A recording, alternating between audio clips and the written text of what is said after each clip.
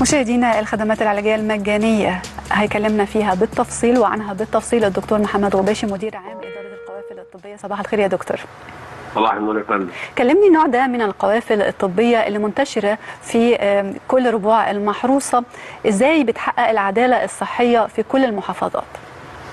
وفي البداية أنا حابب أشكر حضراتكم على الاهتمام بالجانب الصحي وتوضيح الدور اللي بتبذله الدولة في الخدمات الصحية اللي بتتقدم للمواطنين، خصوصا القوافل العلاجية كونها بتستهدف الأماكن البعيدة والنائية والمناطق اللي هي مش بتوصل لها الخدمة العلاجية بشكل كامل، وده الدور اللي بتقوم به القوافل العلاجية. القوافل العلاجية بتقدم الكشف الطبي عن طريق أطباء أخصائيين واستشاريين.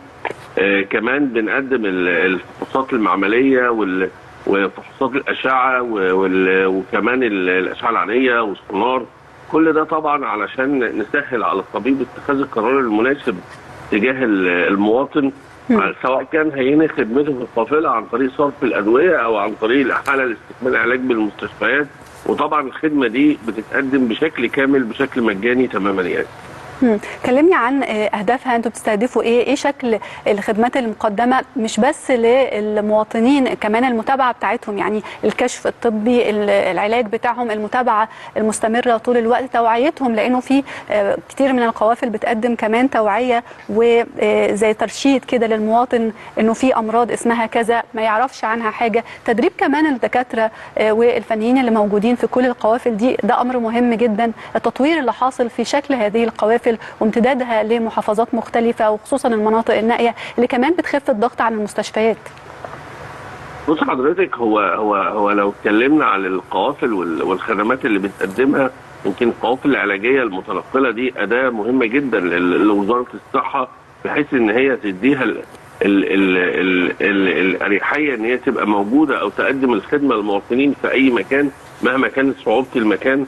القوافل الطبية طبعا بناء على ده بتحتاج فريق عمل يقدر يستحمل الظروف ويقدر يستحمل الانتقال للأماكن البعيدة دي، وكمان ذو خبرة عالية، وده طبعا زي ما حضرتك قلت كده بيحتاج تدريب وبيحتاج تأهيل. كمان القوافل العلاجية زي ما قلت كده ان هي بتقدم الكشف وبتقدم العلاج وبتقدم المعمل والأشعة. كمان بيتعمل ندوات تثقيفية على مدار اليومين اللي بتنفذ فيهم القافلة في المكان، بنقدر نوعي المواطنين عن المستجدات في مجال الصحة طب ده هيخليني أسأل حضرتك سؤال دكتور محمد، ازاي بيتم التنسيق بينكم أو بين الحكومة والمؤسسات المختلفة لتنظيم هذه القوافل والتطورات المستقبلية لهذا النوع من القوافل؟